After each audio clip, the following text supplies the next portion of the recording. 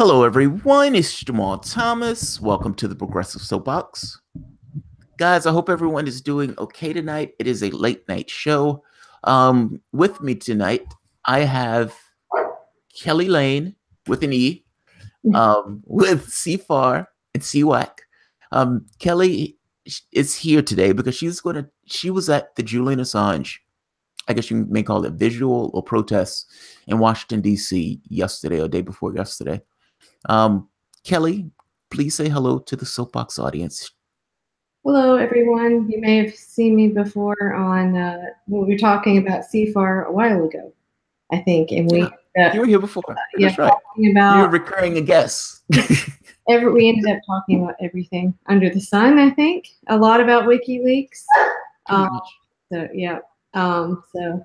here to talk about that again. I kind of made a last-minute decision to go up to DC for the vigil. I'm in North Carolina, so it's like about a 4 or 5 hour drive. And we did the broadcast Saturday night, and in talking about it, I realized, like, wow, like there aren't going to be enough people at these things. And I just thought I have to go and make a show. So I really wanted to go. I think I was there the day before, and I didn't want to drive back the very next day in DC after being there in traffic for like 3 hours. Now I wanted to go. My feeling of it was Julian Assange has been extraordinarily important, whether you want to talk about the left or the right or anywhere in between. I always look at it from a very basic standpoint. If you need to know what your government is doing, meaning if you're supposed to be philosophically responsible for making sure that your government stays intact and for the things your government does, how do you do that if you don't know what your government is doing? Yep. And fact is, Assange has done amazing things in getting that across to the public on pulling the wool out, essentially saying, look, this is what your government is doing. Now it's up to you to do something about it.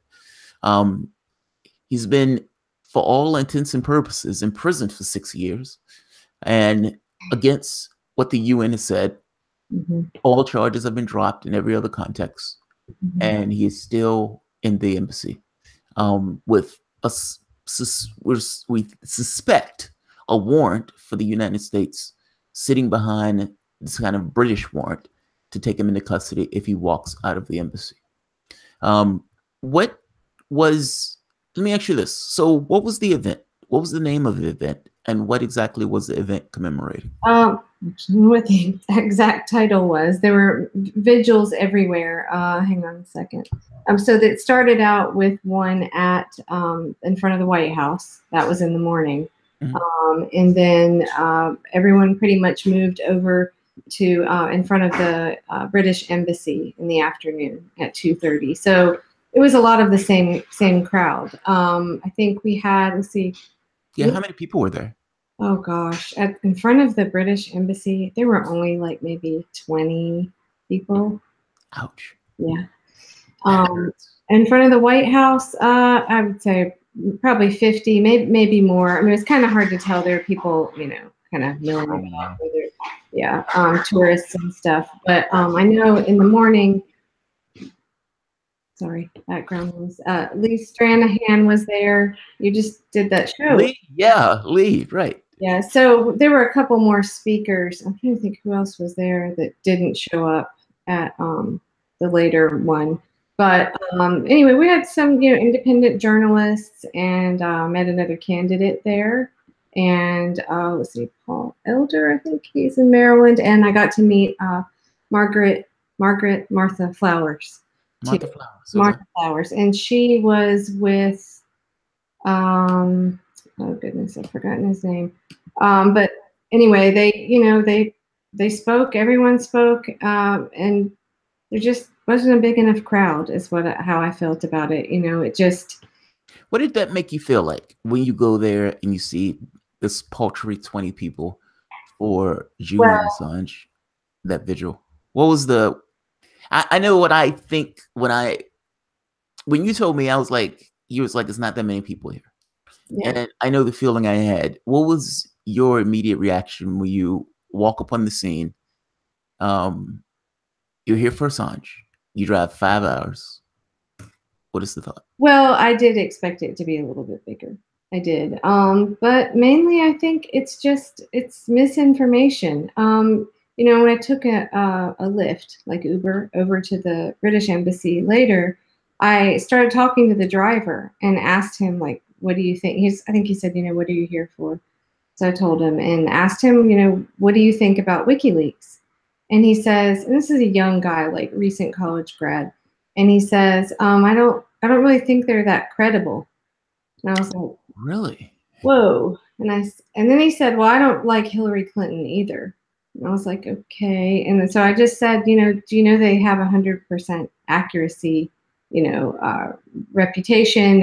And I basically just tried to tell him a few I'm things. curious. What did he say when you told him that? It's like my wife cringes when people say something like that, and I'm in the room because she knows at this point I'm curious. Like Right.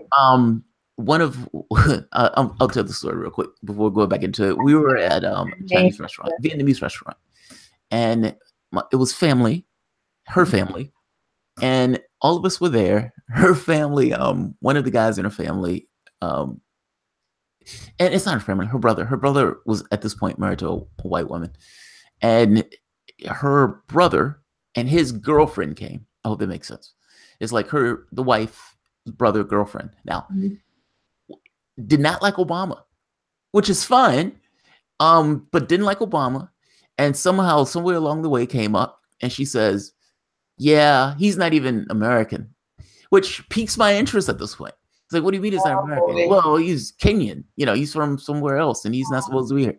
Now, at this point, I am digging into this conversation. My wife is cringing, and the other members of the family are like, "Bail, bail, bail." Here we go. I don't usually see people saying bail, because I'm trying to understand what's taking place here. She said apparently they have this rule in her family now where they're like keeping a watchful eye on whatever conversation I'm having with somebody else in the family. It's so bizarre. Oh boy. But I always cringe. I always fascinated by stuff like that. Yeah. What did he say when you said, but they have 100% accuracy rating, sir? Well, that's when he said that about Hillary. I don't like Hillary either. And I'm like, well, what? I don't know. And I just said, turn off the mainstream media, basically, and just do your own research. Don't believe me. Just look it up. So it bothers me when you hear that, though, because, that's what the majority of Americans think. I don't know. This is DC. But so that's so painful to hear. He has 100% accuracy rating. I don't know anyone who has ever challenged the veracity of any of this stuff. Meaning, it's what he says it is.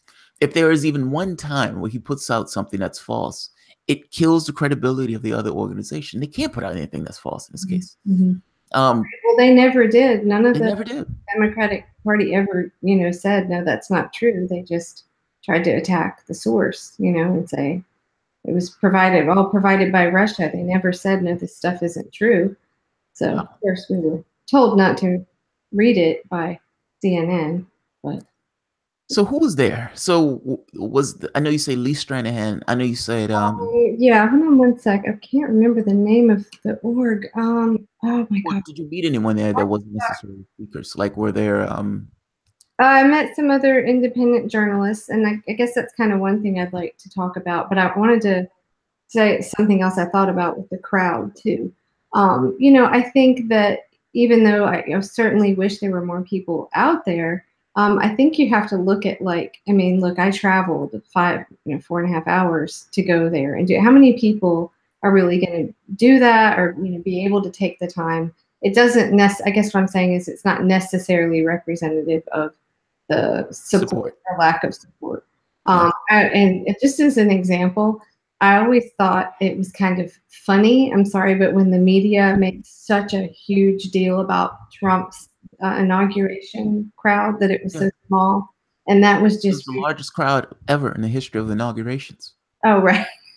Well, okay, but this was brought up again recently with the crowd for the royal wedding, which, by the way, that's the size crowd that should have been in front of the embassy. But anyway, that was brought up again. People were, I think it was the BBC had tweeted out like, look at this picture of the royal wedding. It's more than the Trump inauguration. So they were kind of making a dig again.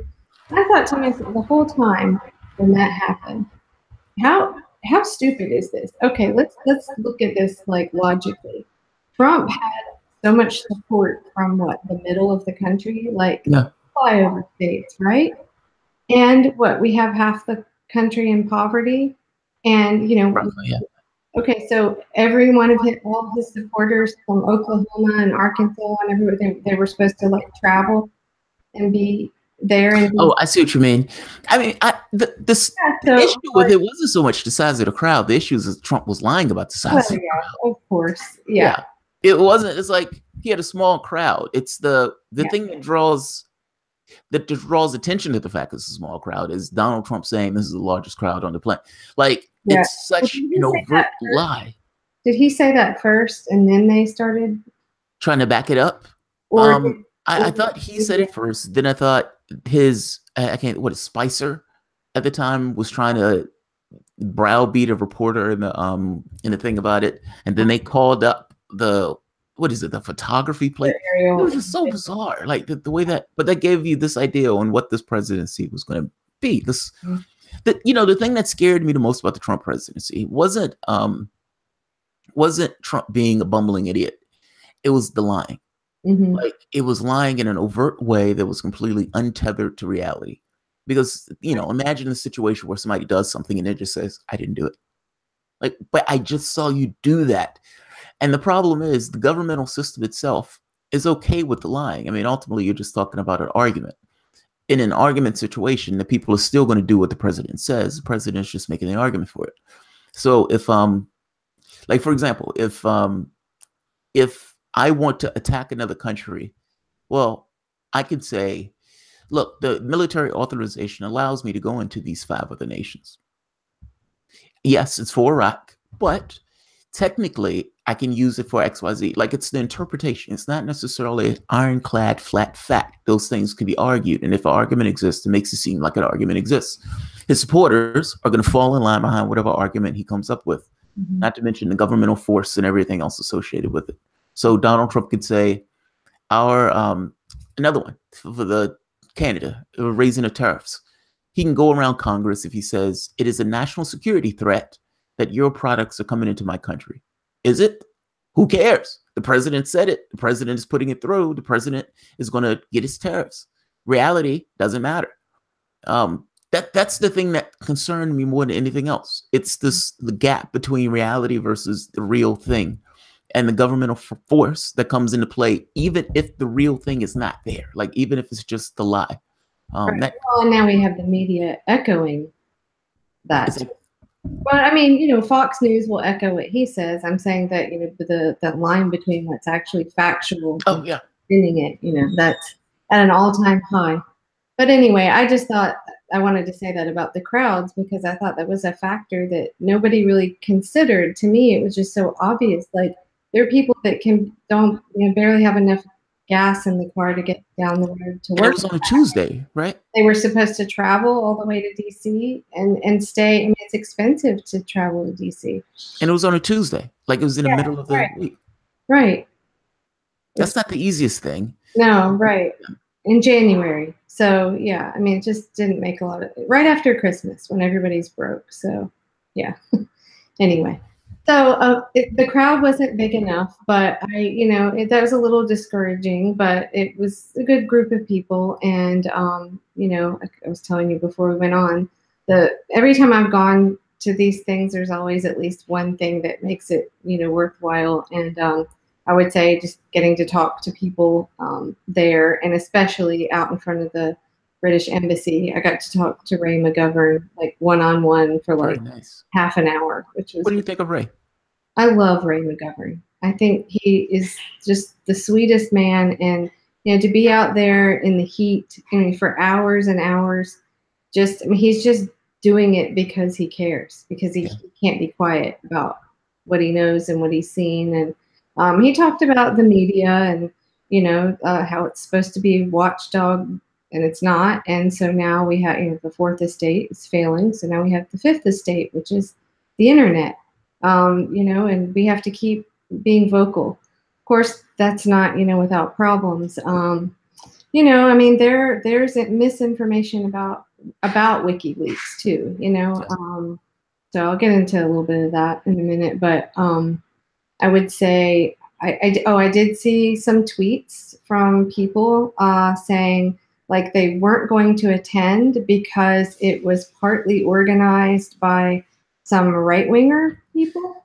Let me ask you this. Were right-wingers there in addition to lefties? Yes. Now, I did meet a couple, and we had a conversation about, had both been Bernie supporters. And I know at least one had been a Democrat, all their life. Are you reading the chat? Yeah. Thank you, Wesley. Wesley, I appreciate it, man. I forgot my charger and headphones today, but I still can donate. I'll have to rewatch it later. Thank you, Wesley. Thank you, man.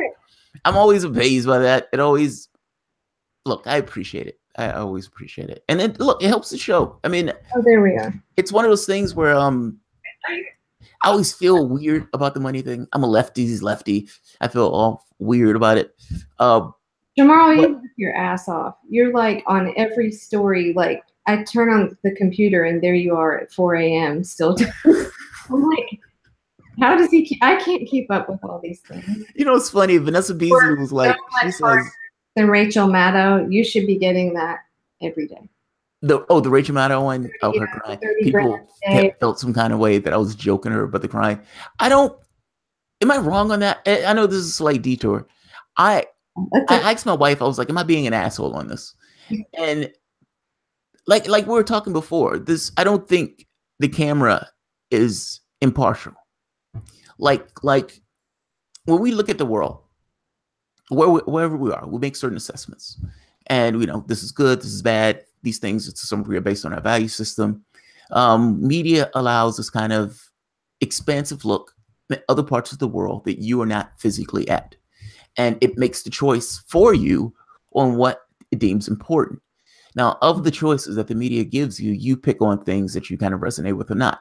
Mm-hmm. And you have media networks that have aggregated around certain ideas.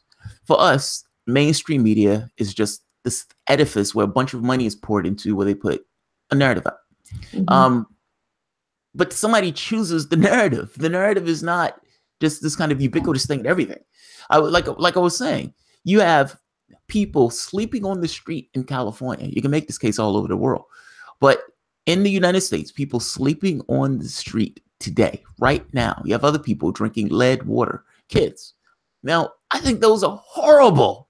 I also think Trump pulling kids away from their babies is horrible. It's horrific and immoral. But why on earth did the lens ignore this when it was happening under Obama? Why on earth does the lens not have this level of outrage when it comes to the poverty and homelessness? Why? And for people to say, well, the people aren't interested.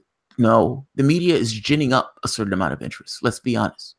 Yeah. I mean, it's not purely just the public reacting to this. This, to some degree, is the media stimulating what people are seeing. And I'm asking this question, why? How does it? It's not a neutral observer. It's choosing what to emphasize and what to de-emphasize. Right. It's a gender setting. Have you seen that? There's a great little cartoon. It's about Noam Chomsky's Manufactured Consent. Manufactured Consent. Yeah, with the little heads. Yes, and Amy Goodman narrating it. And it's like the little eyeballs. Yeah. And it's the guy with the club. Yeah, exactly. But I mean, that kind of sums things up, I think. Do you have Balthazar, shut up and take my money, you wonderful insomniac man, you. Yeah. Thank you, Balthazar. Thank you, Balthazar. Yeah, you should. You deserve it, Jamal. You work hard. I appreciate it. I try, but it still feels weird. I mean, you take money from anywhere you go at some point. I mean, everybody get paid from somebody. Right. Because we're ready from audience. So let's get back to the story because we're diverging. Okay. So you had the opportunity to talk to some right wingers and some left wingers. So it wasn't necessarily a purely one or the other thing. No. And I found it, I tweeted back at some people that had, that to say about like they weren't going to come and attend because so and so, these couple of people were there. Well, to me, that's ridiculous. Like we're already fighting this narrative that WikiLeaks helped Trump and it's Russian WikiLeaks, and we already have that divide and not enough support on the left, whatever that is. So to shy away from an event like that just because a couple of people are there that you don't like, that you don't agree with on everything they say, it's just absurd. And it misses the point. Yeah, it really does. It It's not the support. Like, why not be out there anyway? I mean, well, and it supersedes politics, if that makes sense. I mean, yeah, it's politics, but there's a meta politics to it. I mean, look, I always make this point that I think the anti-establishment left and the anti-establishment right have more in common than the middle. That's what I think. I mean, I think it's tricky. It is tricky. I mean, don't get me wrong. I'm not talking about the fringe elements. I'm talking about that 20-30% that swung from Obama to Trump. I'm talking about that. Right. That group is reachable. That group was just lost because that group didn't get what it wanted. And I guess my point is, we can argue and we can debate on this thing of politics, like how we want the world to be arranged. But we should at least agree on truth. Like we should at least have this understanding of what the government is doing. And if the government is lying and corruption and that type of stuff, that stuff should not be part of the government. Like that should be something that we should be aggressively trying to weed out. If nothing else, WikiLeaks has been one of those devices of real journalism trying to weed that stuff out, and that should be supported. That's not a left or right thing. You have my Lyft driver, I mean, college educated, didn't know the real story. And that comes back to, we've talked about lots of times about the failure of journalism in this country and how that's leaving this vacuum for, you can tell the truth or you could maybe be not telling the truth, as an independent media outlet. So, I think that it's dangerous. It is dangerous. But anyway, so I did meet a couple of people, and they had been Bernie supporters, and we talked about that 12% of Sanders supporters that flipped to Trump. So, I may not agree with everything they do or their tactics, but that doesn't mean, we do have a common, cause, which is, supporting Assange and WikiLeaks. So I just think it's unfortunate that anyone would not want to be there just because of a couple of people. It just didn't make sense to me. So maybe it was just an excuse. Yeah, I don't get that one either.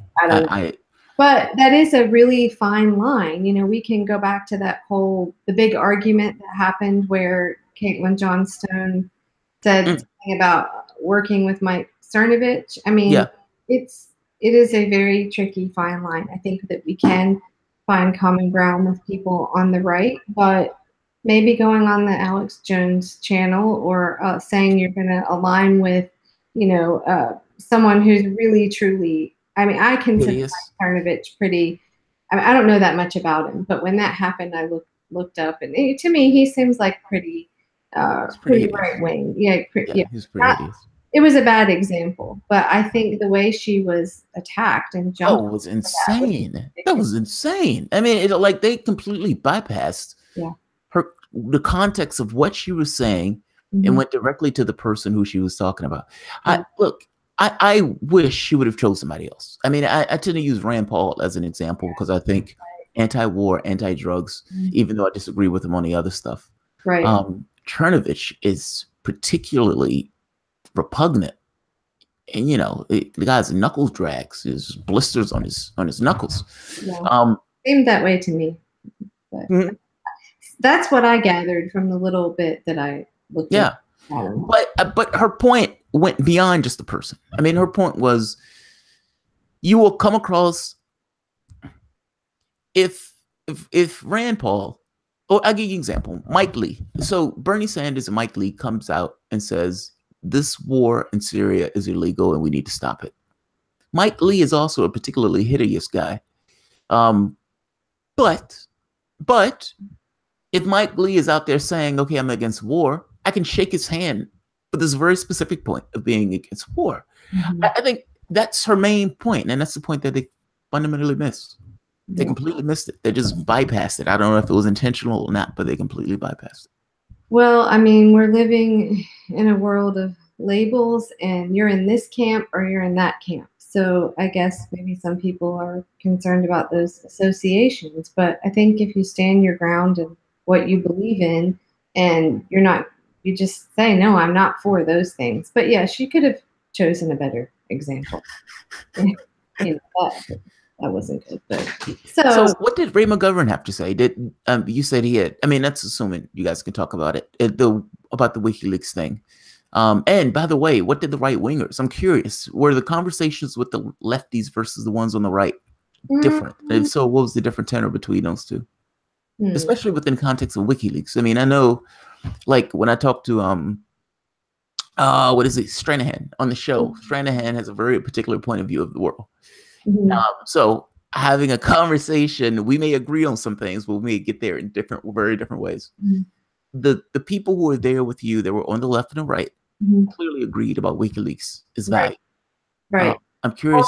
Yeah, I'll mention one. I don't really like to mention people when they're not present, but she's kind of a somewhat public. Let's see. It's Sarah Reynolds. I believe she has her own show. She was doing Periscope stuff. Oh yeah, she's got like 27,000 followers, and I don't think she'd mind me mentioning her.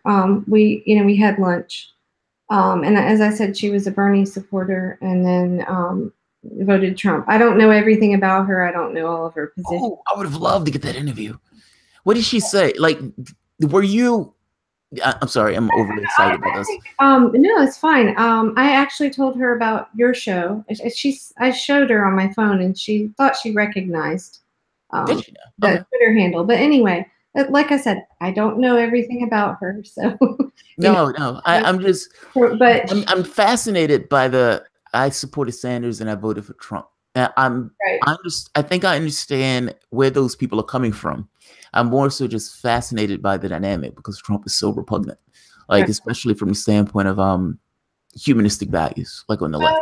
I think that's where we don't agree on everything. I mean, her what she talked about was her anti-corruption. She talked about that she saw what happened to Bernie and what they did, in cheating him, and there was no way she was going to vote for Hillary. Same here. Well, I mean, we felt the same way, but we voted Jill Stein. For her, for whatever reason, she wanted to hurt. Yeah, and I think she was like, I'm going to put a stake in their heart and voted for Jill.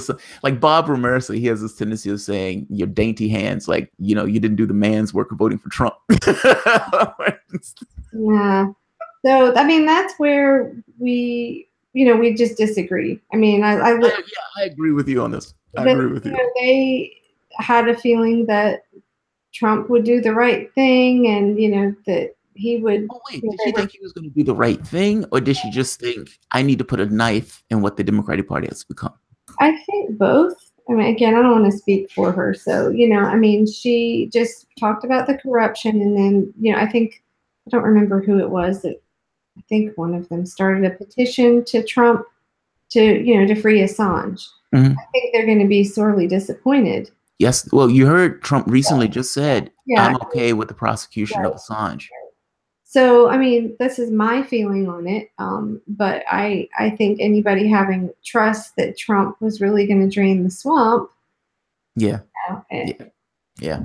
I don't know why but I mean, that goes to this idea of the failure of everybody else to the point where you trust a billionaire to try to drain the swamp. But I still say, I mean, focus on what Trump does, not what he says, Agreed. And what he did with Kim Jong-un was not all bad. And, just focus on what he actually does. I think that's important. But so, that's kind of where we instantly were not on the same page. But I would say it was just, they just felt strongly about how corrupt the Democrats were.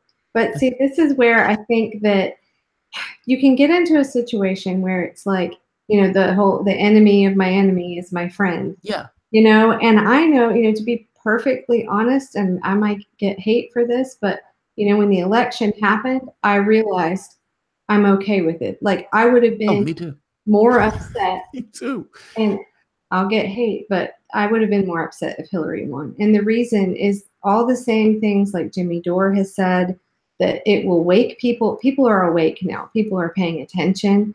And I would rather, although we don't know everything that happened in the general as far as election fraud and all that, I would rather have it be the Democrats cheated. They deserve to lose. That's why I look at it. Was my feeling. Like, to me, no matter how bad Trump is or isn't, I think that having fair elections, having democracy is more important. So, I just felt like the right thing happened in her losing. So, but I would never have gone so far as to vote for Trump. But I realized that I was okay with that outcome. That's kind of, you're kind of making Bob's point. So what I mean by kind of making Bob's point, if you say I'm okay with it, well, okay, but I didn't want to do it. Oh, okay. Well, I'm not with it. I'm joking. I'm teasing. Because I feel the same. Like at the end, I was like, I'm. It sucks that Trump won, but I'm glad that Hillary lost. Right. That weird, that uneasy sitting of both, where you feel weird because you're like, okay, something has changed. But by the same token, it's like she cheated. Yeah. But like she cheated. I mean, it's that soothes a lot to know that the person who cheated lost. If right. That makes sense. I think that's more important in this country, that to know that, you can't cheat an election and win. But okay. But also, I also see Trump as he says stupid things, disregarding what comes out of his mouth. What he does, is it any different than any other Republican? And that's the weird part. They're making this look like he's somehow fundamentally different, and he's not. He just says things different. Yeah, and in that regard, would Hillary have been really any different?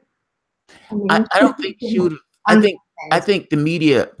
I think she would have carried on with the immigration policy that Obama put in, which was, by the way, cruel in and of itself. Trump might have jumped the shark and made it that much worse. But let's be honest. It's like from bad to worse, not from, bad to good.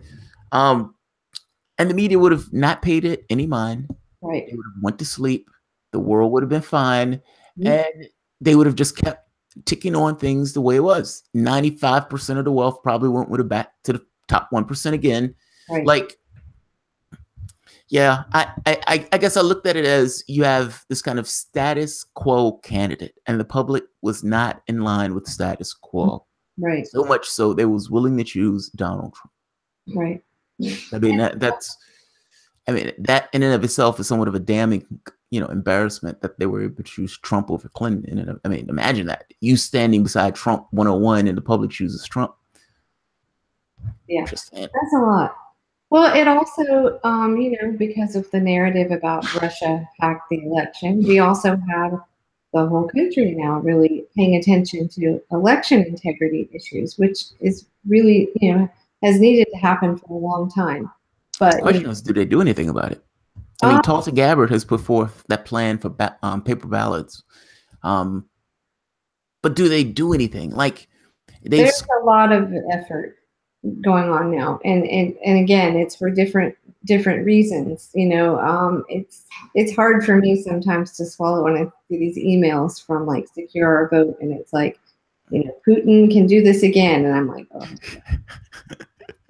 Yeah, today I dared to put some stuff up on Facebook. It'll probably come bite me in the ass, but that's okay.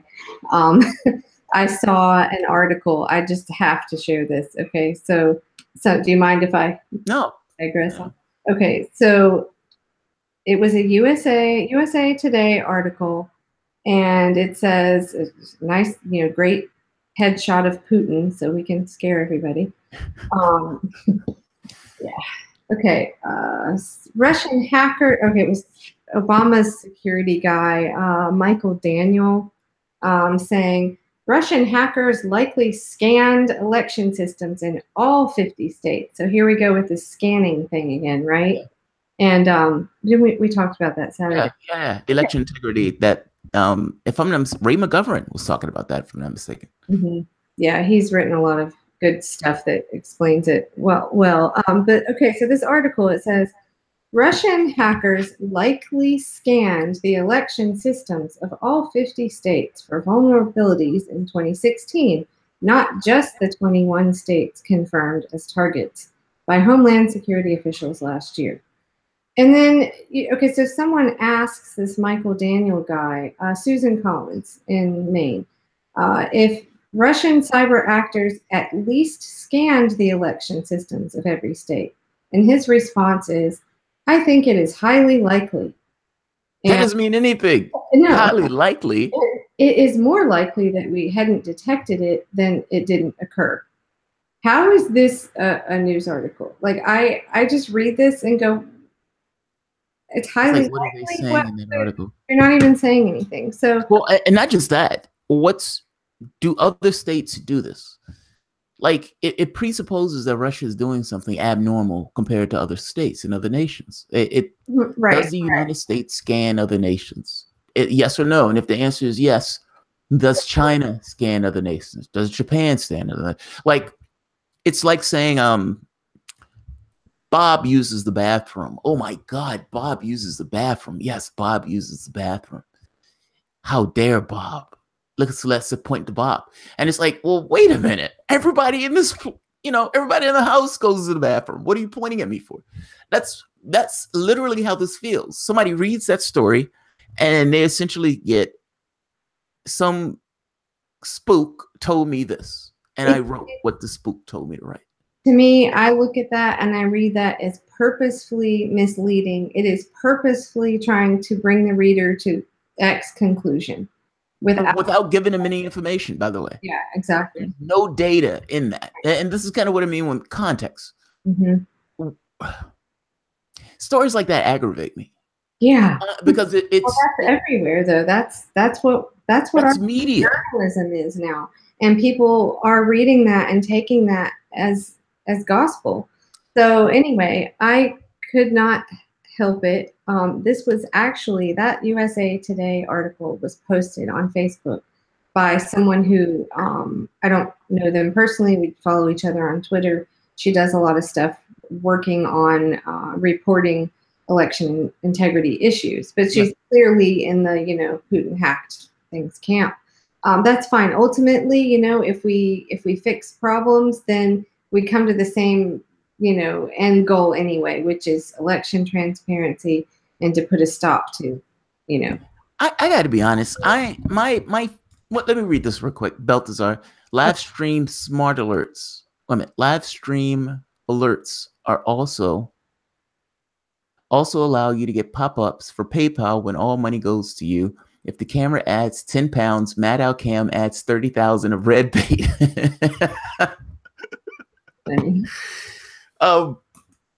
pounds. Oh, that's hilarious. $30,000 an episode, Maddow. So, hey, if you don't mind, I want to tell. So I added this. We talked about this on Saturday because I had found the C-SPAN actual videos from C-SPAN where, let's see, Christopher Krebs. Okay, DHS official denies Russia tried to hack 21 state voting systems. And you can go there. And actually, I could send you the link if you want. Well, they double down on this. I read this when this first came out. So CBS comes out with a story saying that they were hacked and that they were scanned or something to that effect. DHS comes out and said that's not true. Those states, even the states come out and say it. Even the states come out and say, we only found scanning from DHS, saying that it was like somewhere like DHS or something was the ones that did the scanning. But CBS comes out and doubles down on the story even after DHS says it's not true. And not just says it's not true, they're using spooks from the Obama administration to try to make their case. Unless we're reading the same thing. This was like a month or two when I read this. Yeah. Okay. So yeah, that came out. The statement came out from DHS in February correcting that. Okay. But they said, there was just this scanning like activity. And I'm like, what does that mean? I mean, I'm not an IT person, but I wanted to understand what that meant. And I just didn't run Well, across the point this. of it is for you to not to understand what that means. Right. It's just to give it this idea of something nefarious is taking place that's connected to Russia. Don't pay attention. Don't look big. It's almost like the wording themselves conceals It's perfect. right. The intent gets across without necessarily the full context of it. Right, right.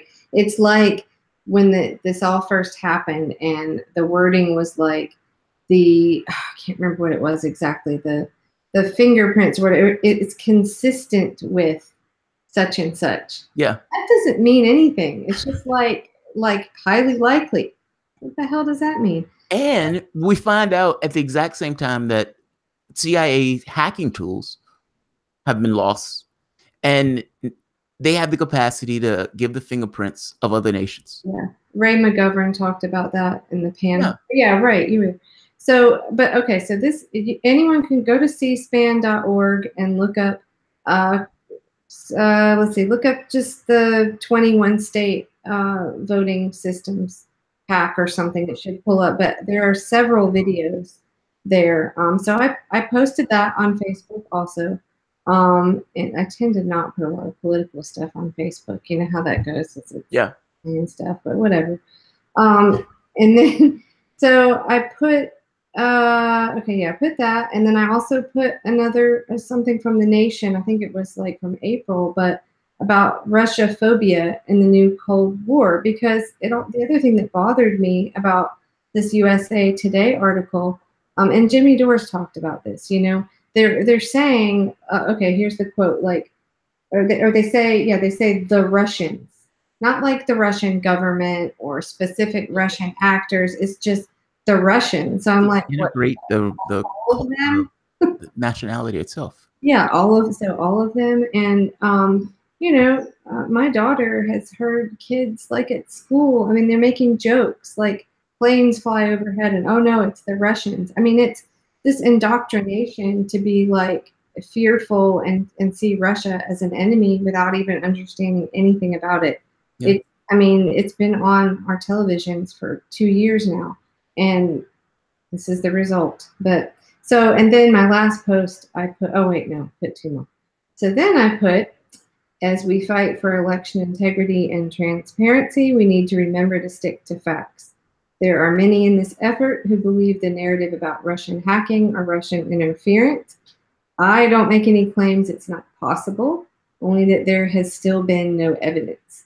Ultimately, the steps we take to ensure that our elections are free and fair will defend against any attempts to alter the outcome of our elections, be it foreign interference or right here at home. And then I put the petition for, it's a petition about Tim Canova's case, initiate legal, to U.S. Attorney Benjamin Greenberg, initiate legal action, protect election integrity.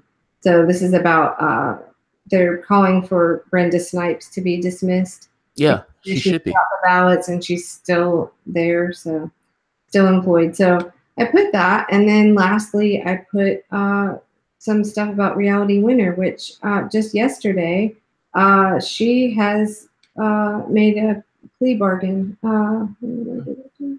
So I wanted to put that also because I feel like, okay, yeah, she entered a plea agreement. I don't know all of the details. It just happened yesterday.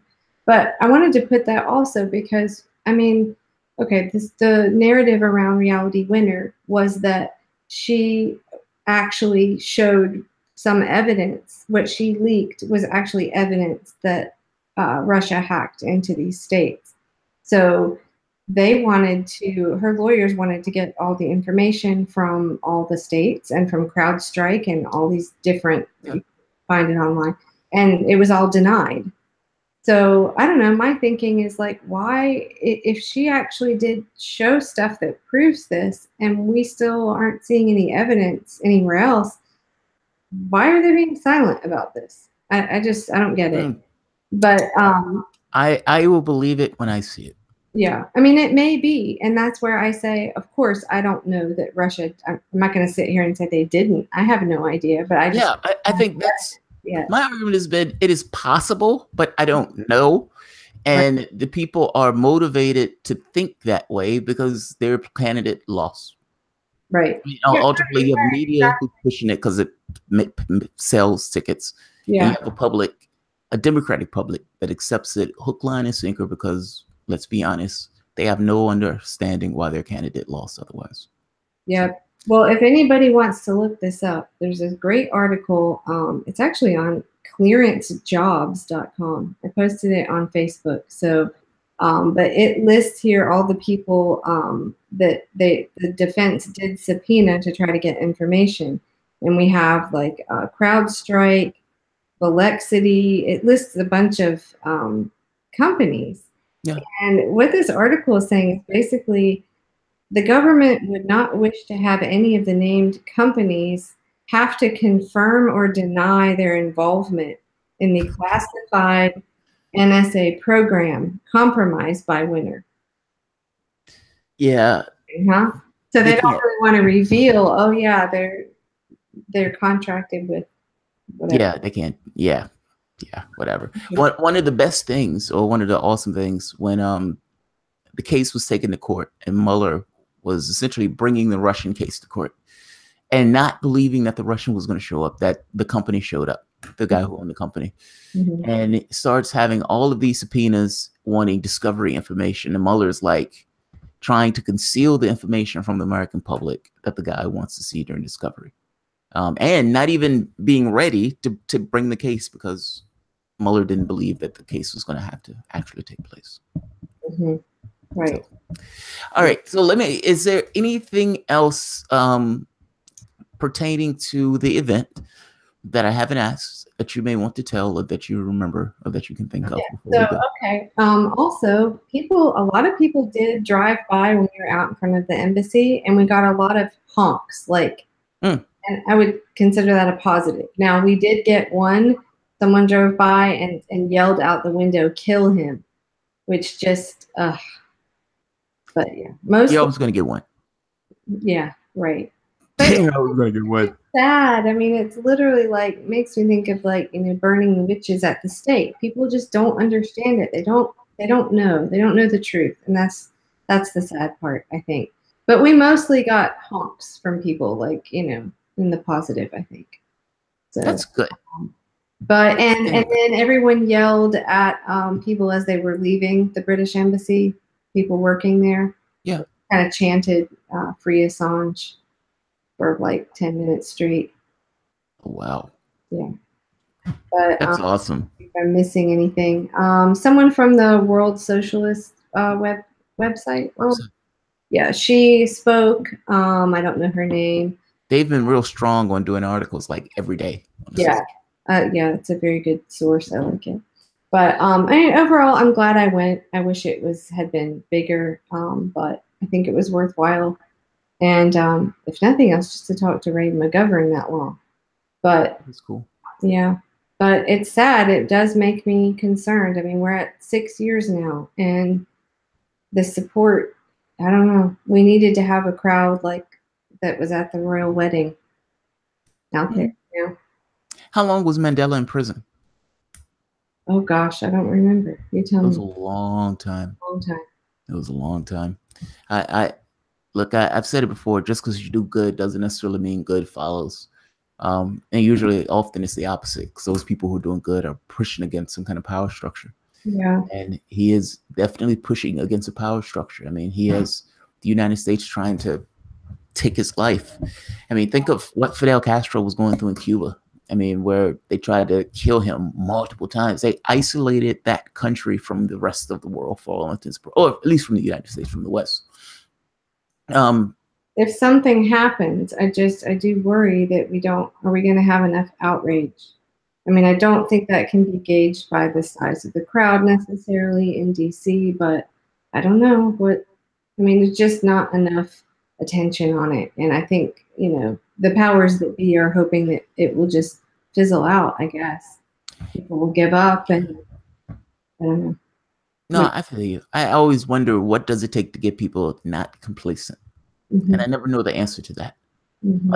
If they found that babies were being taken at the border, And you got a few people who went to airports and people were protesting, but the overwhelming majority, like 99% of the country for the most part, might have felt some kind of way, but didn't want to necessarily do anything. Right. I always wonder, what's that tipping point? Like, what's that point where people get more engaged? I don't know the answer to that. But it seems like for Assange, people may have feelings about it, but having feelings is not translating to them action. And that being said, but this took place all across the United States. This was in San Francisco, DC. That was in other countries. So it wasn't just here. That's true. Yeah. So, Kelley, thank you very much. Kelley Lane with the E. Yeah. Kelley. Lane. C-FAR and C-WAC. I'm going to put your information at the bottom. I would say send me the link that you were talking about so we could put it at the bottom of the video. Video link? Yeah. Okay. Yeah. Absolutely. Yeah. I mean, that's definitely worth watching. I mean, he very clearly states, explains scanning, and it's not what we've been led to think it is. Well, yeah, they act as if it's hacking. They act like those two things are the same, and it's not exactly. No. So it happens all the time. I'm going to end this here.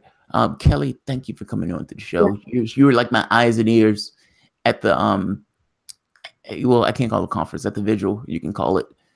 I haven't heard anything else coming from that. I heard the Australian government had gone to see Assange. But I haven't heard anything else other than the Australian government went to see him. I haven't seen them push on it. They've essentially abdicated all responsibility at this point. So, yeah. Yeah, I think the more that, those of us that feel strongly about it just continue to report on it, the better, and keep talking about it. That's all we can do, Yeah. So, always good to talk to you tomorrow. Absolutely. It's pouring down here. I'm hearing we're having a downpour. It's been downpouring here for the past week. And we're having another thunderstorm. So I'm sitting here like, oh God, hope the lights don't go off. But now, are you going to be up doing like 6 more videos? I have one that I really want to do that I'm thinking about pushing till tomorrow. Alex Jones flips out over oh, I saw that. It was hilarious. Joe Rogan. He was losing it over Joe Rogan. I can't believe people don't realize it's theater. Like, I know. I mean, he even admitted it. Come on. It's theater. It's not real. I'm more freaked out, not by Alex Jones, but more so by the people who look at it and think, well, everything that's taking place is absolutely real. And when he's talking about lizard people and that he means real lizard people, and I'm like, oh God, those people are terrifying. Those people are terrifying. This is the failure of journalism in this country. This is what we're dealing with. Yes, it is. Yeah, because otherwise, if people believe, it's a loss of trust. To not trust the mainstream media is, that's understandable.